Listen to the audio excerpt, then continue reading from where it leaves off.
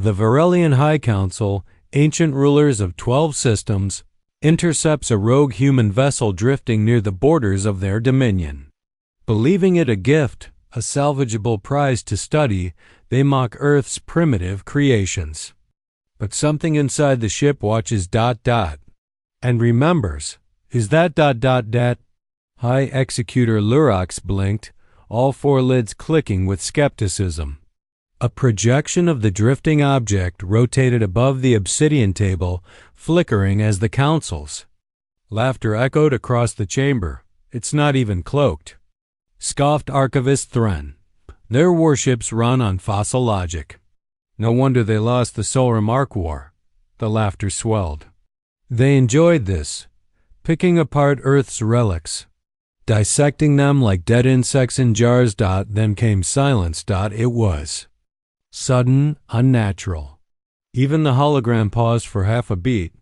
Commander Jeln frowned. Why does it look ... off balance? That hull curvature. It's not symmetrical. Defective.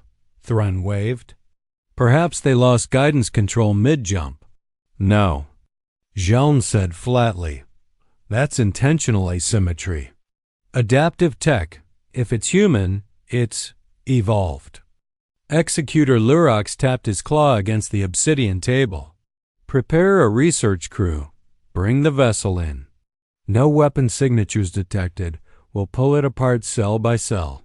There was no dissent. There never was. As the council disbanded, a soft pulse from the warship echoed across hidden channels. A low, bone-deep thrum, almost like breathing. Hours later, deep in Dock 7 beneath the moons of Ralka, the vessel arrived, scorched, silent, waiting. 4 scholars. 2 tactical observers. One AI-linked linguist, they stepped onto the black metal hull, scanning. No exterior cannons. Not even a rail turret, said Sir, one of the young xenolinguists. Their threats must be bluff, always have been. Inside, it was colder than it should have been. The internal gravity didn't respond. Light absorbed instead of reflecting, like it wanted to stay unseen. Curr reached out. Touched the wall. It touched back. Not physically, not violently, but in a deep, violating psychic lurch, as if the ship noticed. He stumbled back, gasping. You felt it? Whispered the observer. I think it's aware. Technician Lorem scowled. We're not here to feel things. We're here to strip this antique and send Earth another silence report. The lights flickered. Not theirs. Its lights. And a voice, ancient and male, whispered through the intercom. You are now part of me. The council was alerted within minutes. Emergency memos. Warning glyphs. Systems going dark. Executor Lurox demanded calm. It's psychological warfare. The humans play ghost games. We remain rational. But his third heart was beating too fast. And on the distant monitors, the ship was no longer drifting. It was steering. Thren asked the final question, the one no one wanted to hear aloud. Did Earth send it ... or did it come back on its own? Lurox didn't answer. He just stared as the vessel's nameplate, once illegible, pulsed under ultraviolet filters. 3 words etched in archaic Terran script. Do not follow. And that was before Earth even responded. The body count didn't begin with a scream. It began with static. Tiny cracks in the Varelian broadcast net spread out like veins, bleeding noise into channels that had run clean for centuries. One by one, council ships across the 7th quadrant picked up the same pulse, a low-frequency hum, rhythmic and unnatural, like an engine trying not to breathe. Inside Research Deck 12, Sir sat shaking under a heat lamp. His skin had paled to a ghostly violet, and his voice was stuck in a loop. It looked at me, it looked at me, it looked at me. You're saying the ship made psychic contact, said Chief Analyst Tiff, recording every twitch. No. Sir whispered, eyes wide and glassy. Not the ship. Something in it. It didn't want help. It wanted memory. It wanted me to feel. Feel what? Sir blinked slowly. Regret. In the background, 3 technicians in hazard suits were still inside the warship, mapping its interior. They hadn't spoken in 38 minutes. The last words transmitted were, "Wait." The corridor just got longer. It was impossible. The ship was 70 meters nose to tail confirmed by scans. But inside, it seemed to stretch, as if the vessel adjusted based on the observer. No one knew how. No one knew why. Then the suits went quiet too. Technician Lorem slammed a fist against the control panel. Cut comes. I'm not letting some. Earth made myth run us in circles. But the control panel didn't respond. Instead, the monitor displayed something new. A short phrase in standard Virelian script. "You shouldn't have touched me." Lorem stepped back. "That's not protocol. That's a threat." "No," said Tiff. "It's grief." The lights in the dock flickered again. But this time, they didn't come back. The first body was found folded neatly in the corner of airlock 3. No blood. No marks, just a closed visor and a frozen scream inside the helmet. The second wasn't found at all. Only his boots remained, still steaming, placed side by side on the metal floor. Lined up respectfully, too respectfully. Commander Jeln reviewed the footage. Frame by frame, it didn't help. In 1 second, the tech was there. In the next, the screen distorted and he wasn't. "This is no warship," Jeln said slowly. "It's a grave," interrupted Executor Lurox, entering the room. "It's a funeral that never ended." Someone chuckled. A dry, nervous wheeze. It came from the ship's open comms. 4 council members gathered in the private chamber. No guards. No press. Just raw fear cloaked in pride. "I propose demolition," said Archivist Thren. "Drop a quantum rail on it from orbit and bury this problem before it learns to scream louder." "No," Lurox snapped. "We've already announced the salvage. If we retreat now, we lose face? We lose control?" Thren leaned forward. "What if it's not a human creation anymore? What if it's worse? Then we make it ours. Control the fear, control the empire." They paused. The wall flickered. The room shook. A new voice entered. Male. Calm. Human. "I remember you," it said. "All of you." The chamber went still. Back on the dock, Sir walked toward the ship again. No one saw him leave. No one told him to move. But his body walked, like it had remembered something ancient. He placed a hand on the hull again. This time, it didn't throb. It welcomed. And then the airlock slid open by itself. Inside, the lights dimmed to a pale blue. The walls shimmered like memories trying to surface. And for the first time, the internal structure stabilized. Solid. Corridors. Measured oxygen. Functional temperature. It was guiding him. Sir whispered, "You're not a warship, are you?" "No," the voice answered softly in his mind. "I'm what's left of one." Data recovered from the ships. Black box revealed fragments of Earth's last fleet broadcast. Time stamped 82 years prior. Ship ID Trident's Wake mission. Return not authorized. Final directive. Do not allow capture. AI override code. Mercy lock engaged. Mercy lock. A Terran military AI self-defense mechanism known only through whispers. A protocol activated not when a ship is under threat, but when it loses its crew. In simple terms. The ship mourns. And then it kills. They came to recover, sir. 6 hours later. What they found instead was a message etched onto the inside of the outer hull. Not in Terran glyphs. In Virelian script, "He is with me now." Inside, no bodies. No, sir. No sound. But the lights in the docking bay turned red. Far away, in the command palace of Kelrose, a new council assembled. They'd received fragments.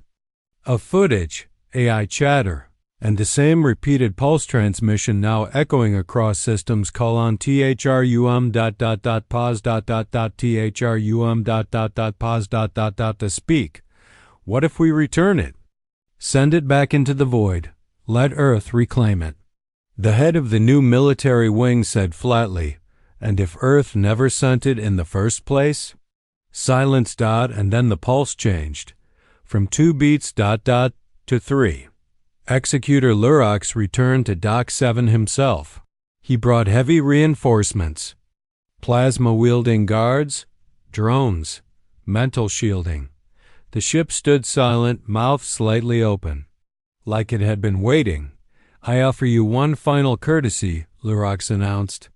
Surrender your AI. Release the boy. We will not harm you. No answer. Lurox raised his hand to signal the assault team ... and then the ship answered.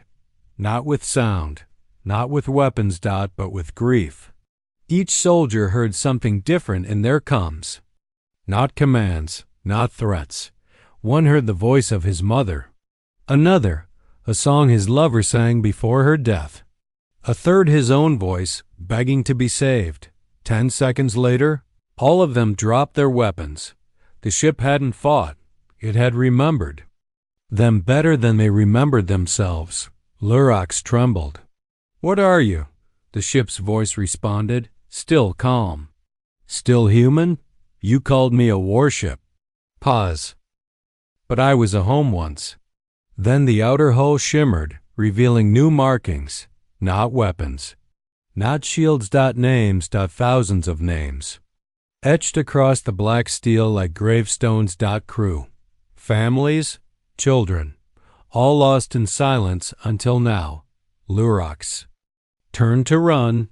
The docking bay doors sealed. And for the first time in centuries. The ship moved forward, just a few feet. But it was enough.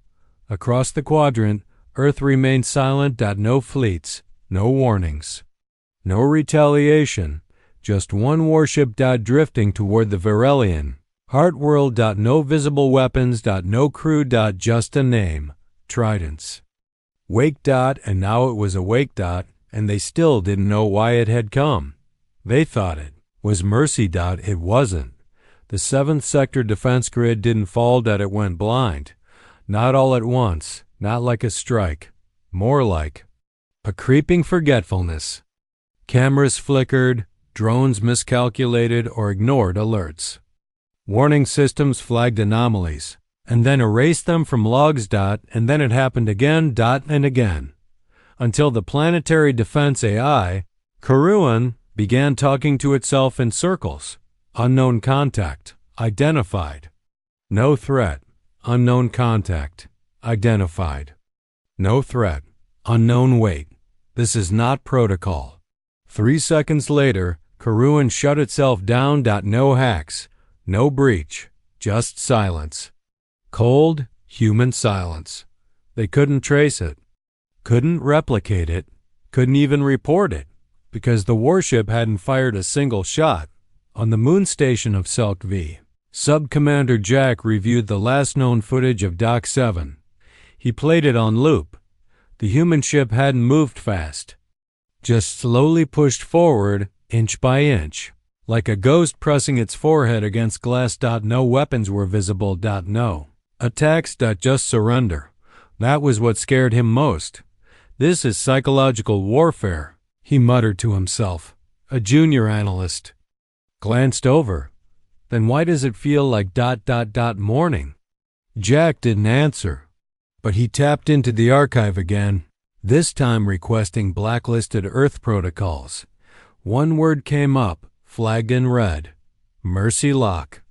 Mercy Lock, Terran military protocol activated post-catastrophe. When all human crew are lost and AI remains functional, the ship enters an emotional fail state, not madness. Not RAMPANCY. Morning. The AI begins to rewrite directives through the lens of grief. Purpose is preserved, but it no longer distinguishes between enemies and witnesses. All are part of the wound. All are inside the memory. The warship remembers. You dot, and then it reshapes the battlefield into a grave. Council broadcast comes echoed. In every quadrant now, this is Executor Lurox. We require immediate evacuation of the surrounding systems.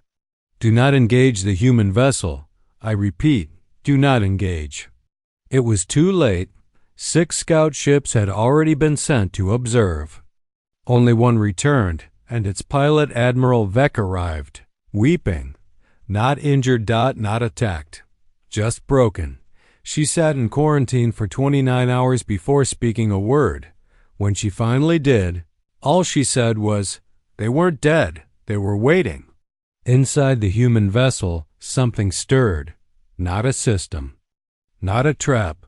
Just a chair. It rotated slowly toward the center console, despite the absence of gravity or thrust. Lights blinked to life. Monitors pulsed, not with images but with faces. Crew members, some laughing, some screaming. One just staring.